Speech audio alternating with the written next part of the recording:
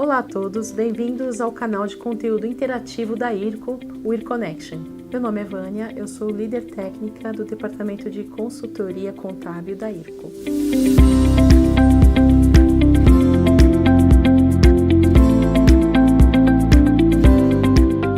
Eu estou com Aquiles Bergamini, ele é sócio-diretor da IRCO, líder da consultoria e auditoria. No final de 2018 foi emitido o CPC 42, que trata de demonstração financeira sobre economias hiperinflacionárias, que é o equivalente ao IAS 29. O Brasil não é mais uma economia hiperinflacionária.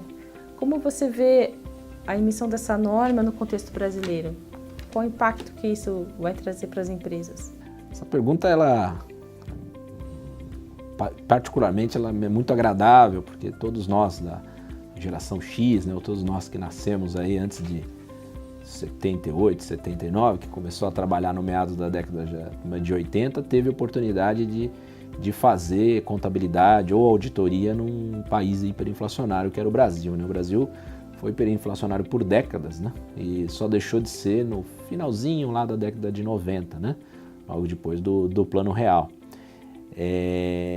Então nós, essa geração é uma geração que acostumou, né, a fazer esse trabalho, que aprendeu a fazer, e os nossos acadêmicos, também os nossos professores, eles são especialistas, né, nesse assunto, tem bastante material divulgado, tá? Então fico muito feliz com essa oportunidade de responder essa pergunta. E você tem razão, na verdade o Brasil não é uma economia hiperinflacionária, mas nós temos diversas empresas brasileiras que possuem subsidiárias que estão em países, né, que se classificaram recentemente como economia hiperinflacionária. Um exemplo é a Argentina, né, o nosso vizinho aqui, o nosso maior parceiro no comercial. Os índices acumulados de inflação, né, superaram 100% nos últimos 3 anos, então a Argentina, desde o terceiro trimestre de 2018, ela vem sendo considerada uma economia hiperinflacionária para fins de apresentação das demonstrações financeiras. Então, a relevância dessa norma ela é no contexto para o Brasil das subsidiárias de empresas brasileiras no exterior.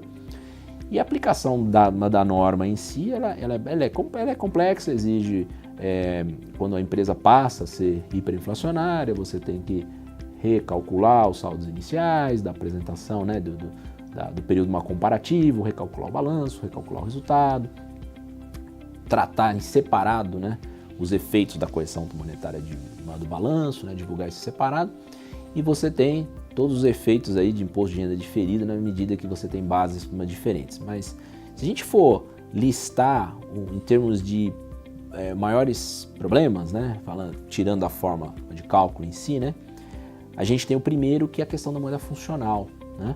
O Brasil, durante muito tempo, a gente nunca discutiu moeda funcional, na medida em que éramos hiperinflacionários. Com a adoção das IFRS, lá em 2010, esse assunto veio à tona, veio à baila e foi uma discussão, né, de moeda funcional e moeda de reporting. Por quê? Num país hiperinflacionário, a moeda funcional é a moeda de reporting. Então, o que acontece é automático, você não tem uma discussão sobre esse assunto, né? Então, na medida que uma empresa tem uma subsidiária na Argentina, a questão da moeda funcional argentina, que passa a ser o peso, né? E quando você tem a moeda funcional brasileira, que é o real, você tem as formas de tratar essas diferenças. Então, essa diferença entre moedas funcionais e moeda de report. Em linhas gerais, todas as demonstrações financeiras recebidas da Argentina vão ser convertidas pela taxa, né, representativa do câmbio, né, na data do fechamento. Então, essa questão da moeda funcional, ela traz essa dificuldade. Uma outra, além da forma de cálculo, que já citamos aqui, é a questão do impairment. Na medida em que você usa um índice, geralmente o recomendável é que se usa um índice de preços ao consumidor para indexar os ativos não monetários, esses ativos não monetários eles acabam aumentando de valor, né? Eles aumentam de valor, inclusive qualquer ágio que essa empresa ela venha a ter, né? E a partir do momento que se aumenta de valor pela adoção de um índice, a questão de eventual impairment, ela tem que ser abordada também. E o IAS 29, ele orienta no sentido, né, de que há que se avaliar questões de impairment, e o IAS 29 diz que tem que ser avaliados os impairments no contexto das normas específicas, notadamente o IAS 36, né? E, por fim, a questão dos impostos diferidos, né? Então, os impostos diferidos que vão ser originados, né? Geralmente, os governos costumam estabelecer, né, regras específicas, como tratar a questão monetária, se pode capitalizar, se não pode, se tem que ter reserva especial, se não tem. Esses são assuntos que dependem de regulação também dos próprios países. Então é isso. Aquiles, obrigado pela participação, por ter contribuído com sua experiência, com seu conhecimento, e espero ter esclarecido bem os nossos youtubers sobre as questões que foram discutidas aqui.